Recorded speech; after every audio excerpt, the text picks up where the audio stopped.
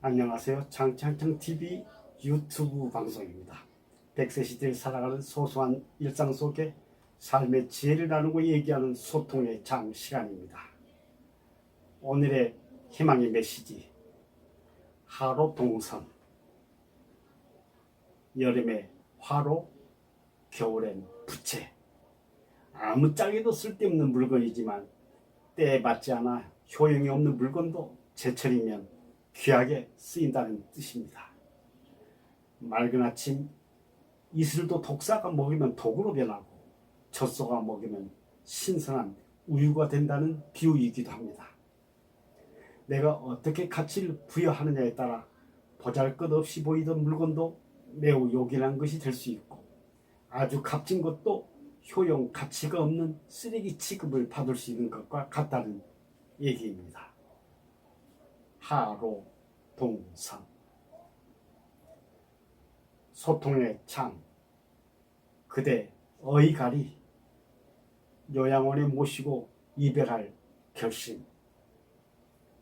이 글은 요양보호사 이은주 작가의 치매 이야기 프롤로그 중에서 옮겨온 글입니다. 요양원의 아침은 일찍 시작됩니다. 7시에 양치와 세수를 하고 8시에 아침 식사를, 그리고 10시에 간식을 드시고 기저귀 케어가 들어갑니다. 12시 점심 식사를 하시고 난 후에도 또 용병 케어를 합니다. 그 다음에는 목욕 준비를 합니다. 요일별로 나눠서 하기도 해요. 4시쯤 간식을 먹고 6시에 저녁을 드시고 또다시 기저귀 케어를 합니다. 7시에 TV를 보시거나 거실에서 시간을 보내요. 발 마사지를 받기도 하지요.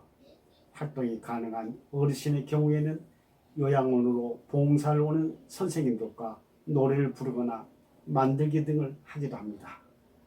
이렇게 일상의 생활들이 반복되는 것이 요양원의 하루의 일과입니다. 요양원에 모시는 이유를 어머니께 어떻게 설명해 드려야 할지 물으셨는데요. 어머니께서 치매로 딸 잊었더라도 피치 못하게 요양원에 모셔서 죄의식이 들더라도 자신 있고 당당하게 설명하고 돌아갔으면 좋겠어요. 마치 아이에게 설명하듯이 잘 설명해야 해요. 그것도 한 번이 아니라 여러 번 설명해야 합니다. 가능하면 친절하게 말하는 연습도 필요하다고 저는 생각합니다. 미혼인 외동딸이 요양원에 어머니를 두고 가면서 이별할 결심이 서지 않자 어머니 몰래 살짝 돌아가는 뒷모습을 본 적이 있어요. 저는 그 모습이 몹시 슬펐던 기억이 납니다. 작가의 이야기입니다. 작년에 개봉한 다큐멘터리 영화 수프와 이데올로기에서 양영희 감독은 치매로 혼자 생활할 수 없는 엄마에게 이렇게 말합니다. 엄마, 우리 집이 2개지요. 2주 동안 제가 일하고 올 때까지 혼자 집에 못 있으니까 다른 집에서 생활하고 계시면 제가 또 뵈러 올 거예요. 이 작품에서 엄마를 시설에 모시면서 집에서 보내는 것처럼 가벼운 마음으로 생활하도록 배려하기 위해 또 다른 우리 집으로 표현하고 있죠.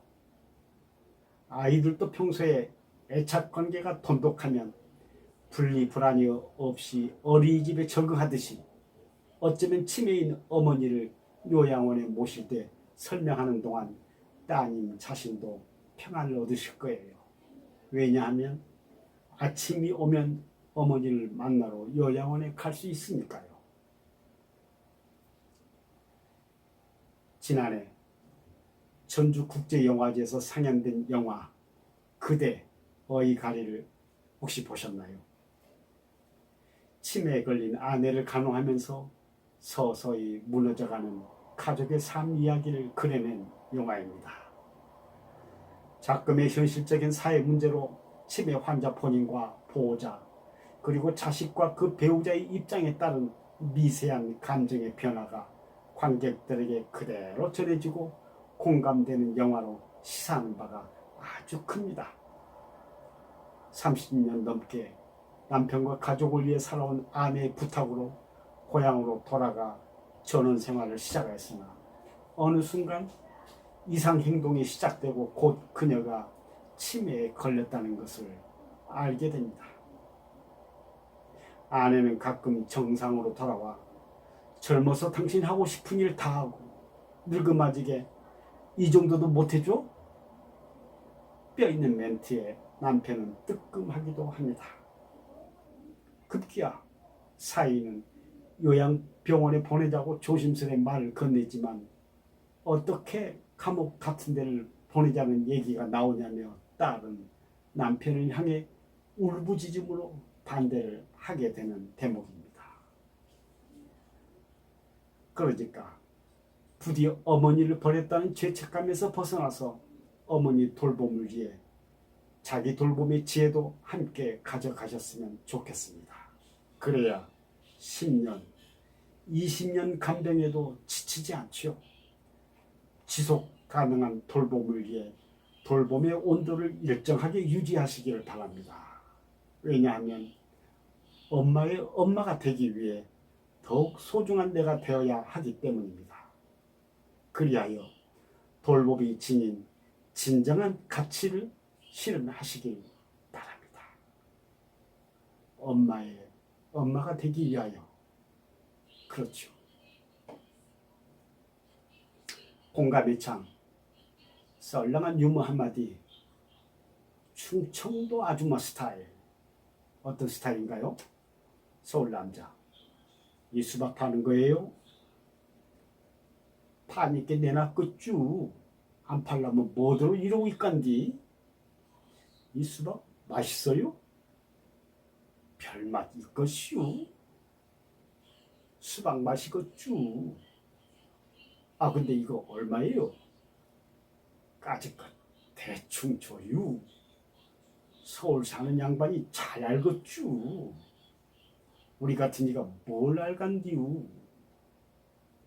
꽤 많은 서울 손님이 대충 5천원을 내고 수박을 가져가려니까 충청도 아줌마 수박을 확 빼앗아 버린다. 냅둬유. 소나 갖다 먹이게. 손님이 미안해하며 2만원을 건네자. 가져가유. 소가 껍데기만 먹지 알맹이를 먹는데요. 그런데 수박을 잘라보니 덜 익은 겁니다. 아니 이거 덜 익었잖아요. 아이고 참.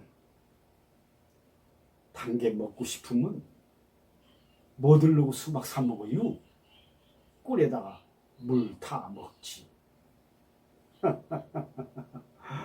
충청도 아줌마 배짱이 두둑하지요. 썰렁한 유머였습니다. 나눔의 창 끝까지 들어주시고 구독 신청해 주심에 감사를 드리며 박경희의 애창곡 머무는 곳 그 어딜지 몰라도 멋진 노래 가사를 준비해 보았습니다. 한번 함께 감상하는 시간을 가져볼까요?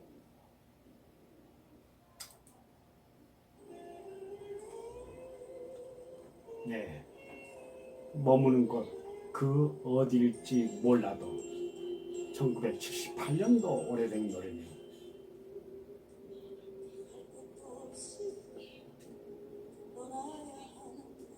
갈 곳도 없이 떠나야 하는가. 반겨줄 사람도 아무도 없는데 꿈길을 가득 나 홀로 떠나네. 미련 없이 떠나가네. 이렇게 가사가 이어집니다. 머무는 곳 그 어딜지 몰라도 나 외롭지 않다네. 언젠가는 떠나야 할 그날이 빨리 왔을 뿐이네. 비가 내리면 그 비를 맞으리. 눈이 내리면 두 손을 벌리리. 그대를 두고 떠나온 마음은 가는 길에 묻어두리. 박경희의 머무는 곳 그 어디일지 몰라도. 고맙습니다.